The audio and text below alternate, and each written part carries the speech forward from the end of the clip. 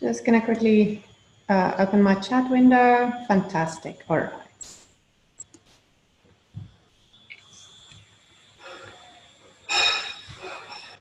All right, stunning. So as we start this webinar today, I'm going to ask you in your chat window, or if you want to raise your hand, if you can give me a little bit of insight on what I can share with you today that'll make a difference to your environment.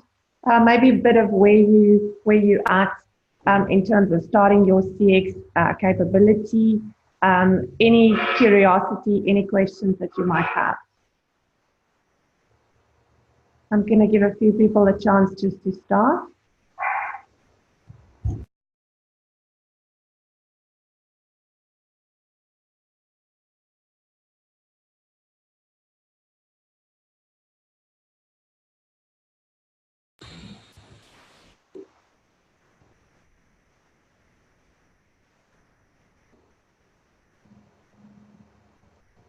So I've got Yoti saying, Yoti, did I say your name correctly? I've got Yoti saying, at the beginning of setting up the CX and journey management capability, like to understand the fundamentals that need to be in place to begin. All right, so I'm going to share with you a bit about what I learned in the last 12 years of being on this journey. Just quickly closing the boardroom door. And I mean, please feel free. I'll keep the chat window. I'll keep my eye on the chat window. And if anybody wants to ask a question, you're welcome to just indicate and just raise your hand. All right, so let's start and just look at the motivation. You know, why should we be looking at building an internal capability? And I couldn't help myself but to share this video with you. Let me just go to my window. So let's just look at this video clip. Winter is coming. Might just be the cold. Winter is coming. It's cold outside. You don't know cold. Winter is coming for him. It's either me or this cold. It doesn't appear to be going anywhere. And winter is coming. You're cold, boy. It's a bit nippy. Winter is coming. Winter is coming. All right, so you get the idea. I think all of us are faced with kind of an economic winter at the moment, and I believe that the successful brands that'll survive the winter, not only survive but thrive, will be the ones that really deliberately design both their employee and their customer journeys. And we've had a look at some of the most successful brands are starting with their employee journeys and really making sure that the brand ambassadors that engage with customers on a daily basis, that they are aligned with the vision, that they feel the DNA of the brand under their skin. So the second thing is to look at activating a culture of authentic care for employees. It's no use that brands tell the employees to be nice to the customers, but what they feel internally is quite the opposite. So if we look at customer experience competencies within organizations today, what we find definitely in our marketplace is that CX very much still equals voice of the customer, where there's a fairly strong insights capability, or that it is very much complaints related. And experience design is still left to consultants to do.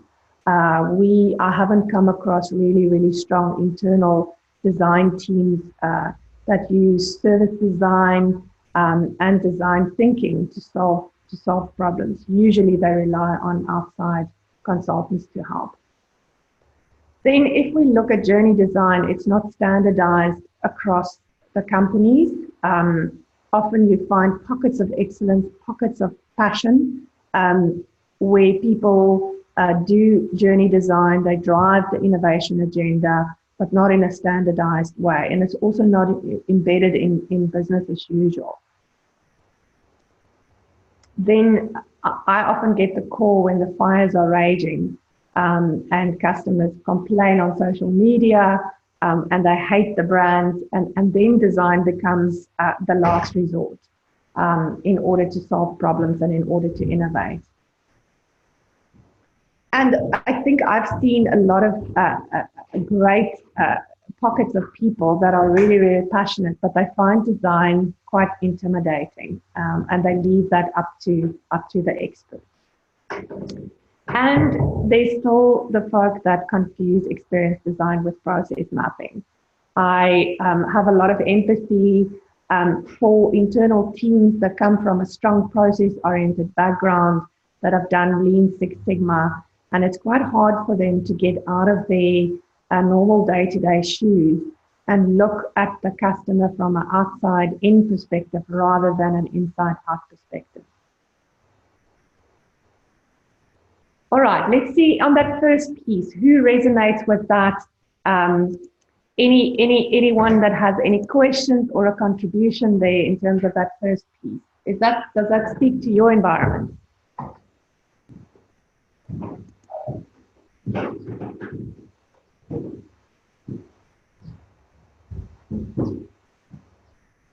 All right, feel free to chat in the chat box.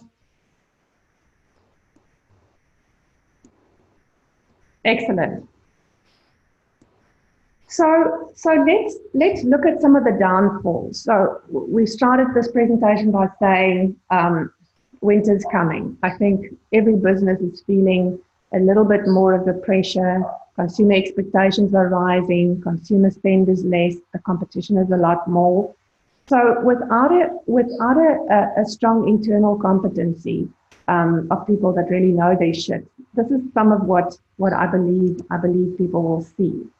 Oops, sorry, kind of broke the presentation flow there. Sorry, just hang on there. As soon as I go to the chat box, I break it. All right, so without the internal competency, I think the deep embedded understanding of the customer journey will be lacking.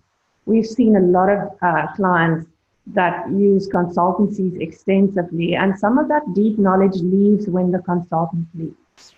So it's really essential that you kind of compile or construct a multidisciplinary team of internal experts that will hang onto that knowledge. We also see without an internal CX competency that ownership is lacking. If the projects are implemented or if the initiatives are run in a project structure, the excitement and the ownership starts as soon as there's project activities, and when the project is done, then some of the ownership just falls between the cracks. Also, sustainable change processes is lacking. In a project style, there's change management that happens. There's specific people responsible for things, and then when the project is over, most of those structures dissolve, and that's typically what we've seen happen in corporate. And then I've spoken now about it being a project with a definite start and a definite end and certain objectives, whereas CX should be much more a way of living, much more embedded into any decision a business makes. And then when the consultants leave, the map starts gathering dust. I think I've seen some amazing journey maps that's on the wall, but it's never been embedded in the hearts and the minds of the people that actually deliver the experience. So I think a challenge for us all is, how to create maps that live under the skin of people, and maps that inspire, and maps that people look at and they go, I get this and I want to start doing something about it. All right, so if we look at the ideal, and this is probably one of the questions I've been asked most in my career as a customer experience consultant and strategist, is what does that ideal team look like? How do we structure this? And I think where I've seen a lot of successes when you have this central customer experience SWAT team of experts that know the methods, of people that live and breathe facilitating and igniting the best in teams. And they report kind of right into your executive committee. They also hold the hands of the various business units.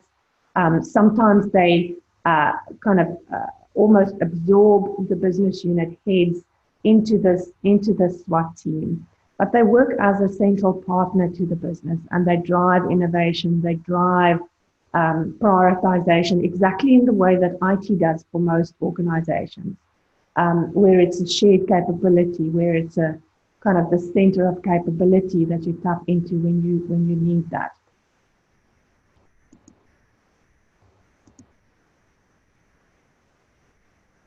All right, so there's a question about ownership of the maps there from Marley. So I'll leave that open, and we'll talk a bit more about that. If I look at let me just see. I seem to have lost my crazy view here. So if I look at a case study of a team that I was part of a number of years back, with the non-ideal outcome, the structure was set up correctly, but after a 3-year project, the Customer Experience Central SWAT team was dissolved, and the ownership was given to the business units themselves through rigorous training. But with that, I think as soon as the excitement waded, people just kind of forgot this corporate amnesia. So if we look at the things that did not happen in these business units, there was no additional capacity allocated. So people had their day job, and then they had customer experience on top of their day job. If we have a look at the KPIs did not include customer experience. It just included the normal stuff that people was measured on. So the motivation was not there to kind of pay attention to this. And then we had this situation of the leaders that didn't really buy in. They got this quote, "I'm sure this will blow over so we can do our real jobs." I think, as the project activity picked up and there were some results, a lot of people got on board. But ultimately, when the project concluded, the leaders, their hearts was not into following the methods and continuing the ongoing innovation work. So if we look at the skills that's required, I often call it like science, art, and magic, because I think there's real scientific proof in using behavioral management, in really understanding consumer behavior and designing for that. Then there's the art of facilitation, to really get the front line on board. And then there's a little bit of the belief that experiences can be magical. If we apply great communication, if we apply the skill of empathy and listening, you can really show up and be there for someone in a moment that it might make a really big difference to their lives. So this is really, really hard to recruit for. One of the questions I get a lot is, well, where do you find these people? And I think I've had the fortune in my career to grow some of these skills. And recently I've put a team together where we look at very unconventional skills. So one of the things that's really important is facilitation. And we've started using a lot more visual facilitation. Also storytelling. Storytelling is incredibly important when you work with these journeys, when you want to change people through the process of journey mapping, because I think journey mapping gets used for various reasons, of which I think the most powerful is for people to understand their role in the journey, and for people to understand how important collaboration is and how much of an impact they can have in the moments that they have control over. One of the other skills that's incredibly important is plain language. I think we've all been trained in an era of business communication where it was still very, passive voice and sounding like my school headmistress. And I think the companies that now communicate warmly and communicate with a kind tone of voice and simple communication. Those are the brands that we see really thrive. Then graphic design is a great skill to have, and we're fortunate to work with great graphic designers as well as illustrators. Sometimes a picture really does speak a thousand words. And then the skill around organizational culture and change management. And I think ultimately, for me, the big thing is, getting people with the right heart and people who want to grow and people who want to make a difference. I've spoken about the multidisciplinary team that we have. Often you find really, really brilliant people in the front line, in the call center. Also people with drama skills. We've got a colleague who's just brilliant with that, and we've all been through improv training, because improv really turns one into a really much better facilitator. It helps you deal with the unplanned things that happen typically when you work with big groups of people. Journalism skills, I think just people that are trying to communicate and report on stories is just a brilliant skill to have. And then obviously business analysis, so people with analytical skills that can go and find the root causes of things. And then if you use consultants, I would really say let them act as mentors and coaches to your team. Often we kind of outsource the happiness of our clients to consultants without kind of being boots and all and hands-on involved. So I would really say, if you use consultants, structure your teams in such a way that they coach and mentor your teams so that they can eventually do what the consultants do. And then I think the path of a customer experience strategist, consultant, facilitator in this internal capability can be quite a lonely one. So look for people that will be your companions on your journey. I found companions in the strangest places. And the thing to look out for is if someone is really passionate and if they volunteer to do things. I've had projects when I was still in corporate where, people with really full day jobs raised their hands and said, we want to be part of this. And they would work long hours and they would work weekends. And those are really the people that you want on board, is the people who volunteer, who put their hand up and say, I want to do this. I mean, in that way, you're going to gather this tribe. And as soon as you find those evangelists, they'll go out and evangelize and create a community. Often it's really productive to create a customer forum where you can gather, you can talk about things that are topical, you can do knowledge sharing, you can grow knowledge in that customer forum.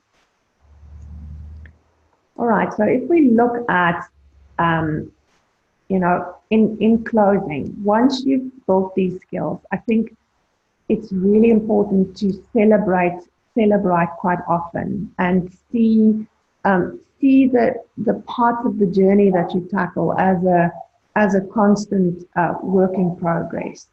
I think about my early days and some of the mistakes I made. I think I learned the most from those mistakes.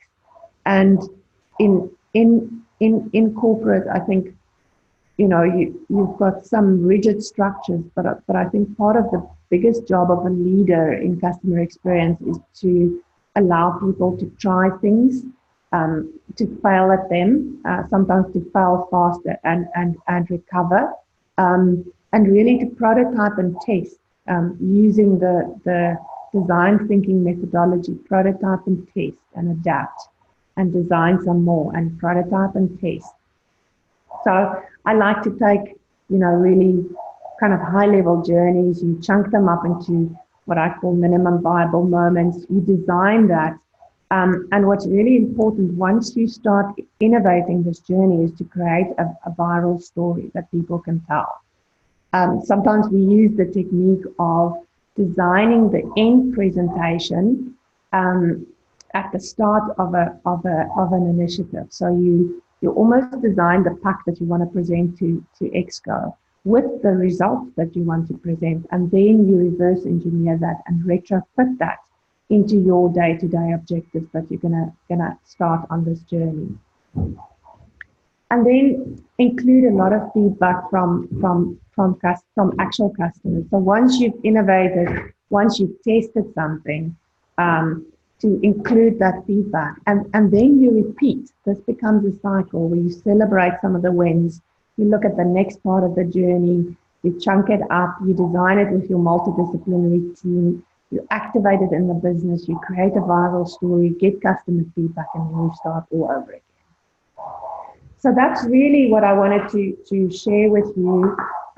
We've built these competencies over the years, and I would really say some of the things I suggest to companies is you become so much better when you do design with customers. So harness the power of designing with customers, and also across industries. So designing it for other brands.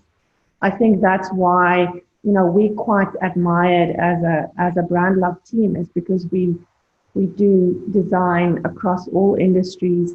We do it literally 5 days of the week, and you get quite fast in terms of connecting some of the dots. And something that might work very well in retail, once you apply that to hospitality, it works even better.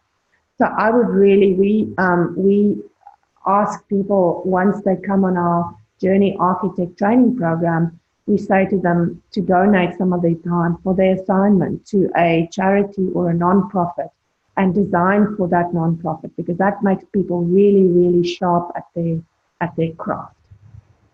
So it's practice, getting feedback, working with actual customers. And I can talk a bit more. I just want to quickly check the chat box. I can talk a bit more about co-designing with customers and how one sets that up. All right, I see there's a question there. So what used to be called a focus group in the past, we've kind of recoined that to be co-design sessions with customers. So we would recruit as normal as what you would do for a focus group.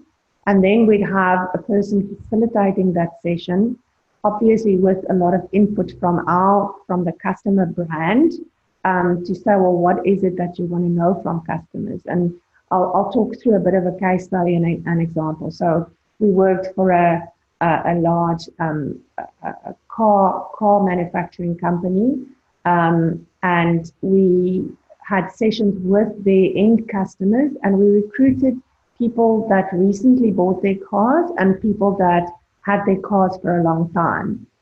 And we let them visualize the journey for us in buying a car. What were some of the significant moments for them? What were some of the pains?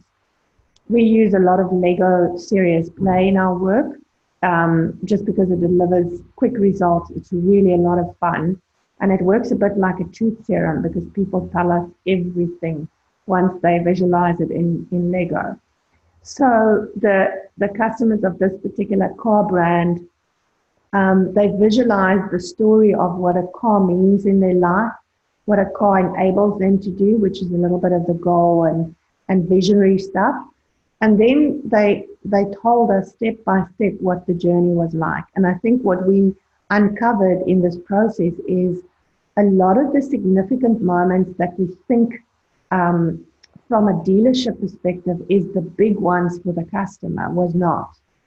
We think that when someone enters the showroom to come and fetch their car, that the big red bow and the bottle of champagne on the back seat, that's the big moment. But that's quite an intimidating moment. Most people that are first-time car owners do not want to drive the car out by themselves. They're way too nervous. They bring someone with them to actually drive the car for them.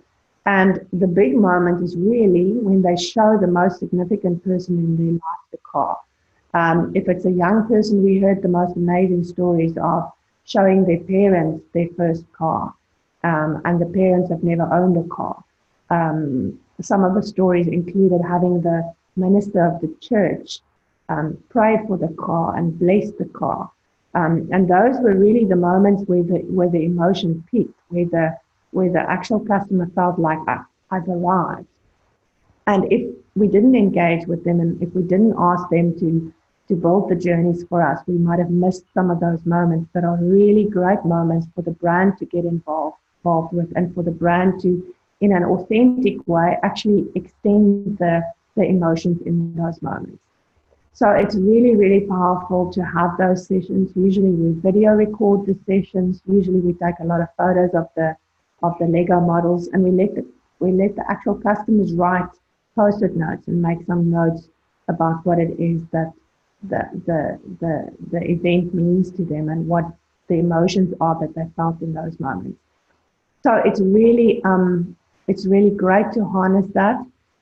We've even used some of those videos in training with the frontline staff. I think it makes a big difference whether I, as a consultant, advise people what to do versus the actual customer telling them what it is that they need. We also use this technique where we ask the customers to sit in the seat of the CEO for a few minutes, and we ask them if they were appointed CEO, what would they do for the customers? What would be the first decision or the first change they make?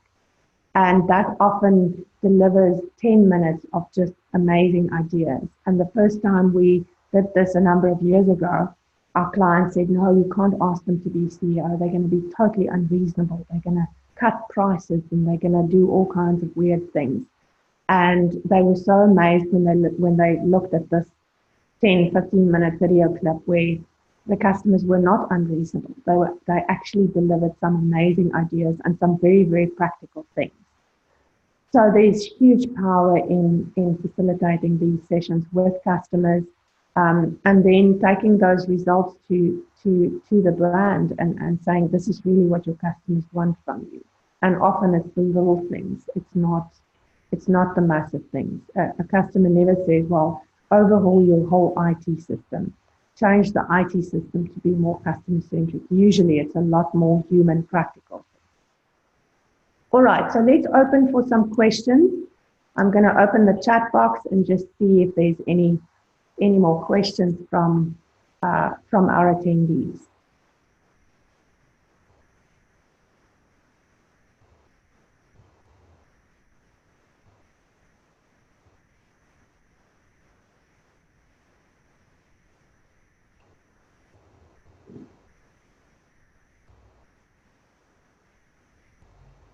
All right, so let me ask a question then to our participants. In terms of what I've shared with you today, what is the thing that made the biggest impression on you? What are some of the things that you can take away and use?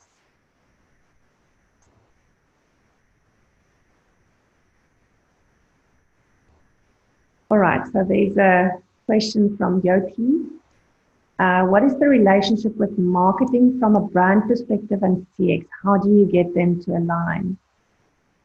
So I think one of the challenges is obviously from an organizational perspective, depending on where CX reports into, there could be a little bit of territorialness between, let's say, the service division and marketing. I think what's really important is to construct that multidisciplinary team from the start, and for everyone to focus on the vision, what it is that you want to achieve. In my opinion, customer experience is not a single unit's job. It should be everybody's job, and it should be very clearly defined what people need to deliver and what they will be measured on. What tends to happen is if you've got a CX unit that's responsible for customer experience and journeys, they often become dumping ground for all kinds of problems. They often become the scapegoats. So it's really important that at a leadership level, you get the structure right, you get the mandate right in terms of what an internal capability will deliver. And often it's really important to have the whole of the business engaged. So have marketing. Ultimately, where we've seen really great collaboration is marketing is often the custodians of the external brand. HR sometimes are the custodians of the internal brand. And these two need to meet. They need to be aligned. And I think where companies struggle is when they don't have a purpose-oriented vision. So I think what I've seen in terms of CX teams inside the organization, really getting people to collaborate and align and communicate so that there's one vision, that there's one interpretation of what the brand means to an employee versus what it means to a customer. Yoti, I'm hoping I answered your question, but this is complex. This is probably the hardest thing, is to get people to work together.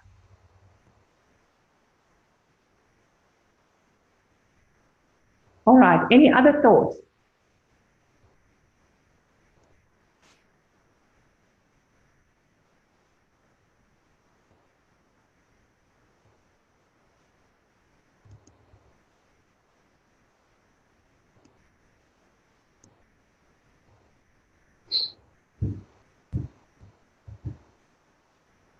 All right,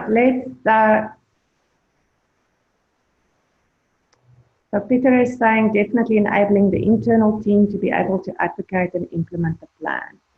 Yes, and often it's important to really be clear about what do you want to achieve, and then understand that people often don't do things because the brand says so, or they don't do things because they get paid. You need to find some internal motivation. And I think what I've seen in terms of working across brands, they love the customer experience projects we drive because it's interesting, really, really interesting. So people would rather come to interesting meetings than go to boring meetings. And the other thing is that everybody can make a difference. So as soon as people's ideas are listened to, then they want to contribute more. So I think that validation around ideas being used. If I look at my own career, I think the times I've moved on from jobs is where I felt I didn't make an impact, where I felt like I was standing at the end of every month next to this graveyard of ideas that were never used, and that died a kind of a sudden, very short-lived life. All right, so what we'll do after this webinar is we will send you this presentation that you can navigate. We'll also send you the sketch note that I worked off, and there will be a recording of the webinar available. And please feel free to also send us questions. You can send questions to hello@brandlove.co.za. And if you want to be added to the list for future webinars, I wonder, maybe we can send, I'm just looking at my colleague page, maybe we can send a short feedback form to you, just to tell us what are some of the topics that you'd like to hear about in future, and also if you want to be added to future webinars so that we don't spam you. And then we have our Journey Architect training program coming up in Johannesburg in 2 weeks. My whole team is they're all running around like happy little ants preparing for the course. So if there's anyone that's interested in hearing more about the program, also let us know on email and we can send you those details.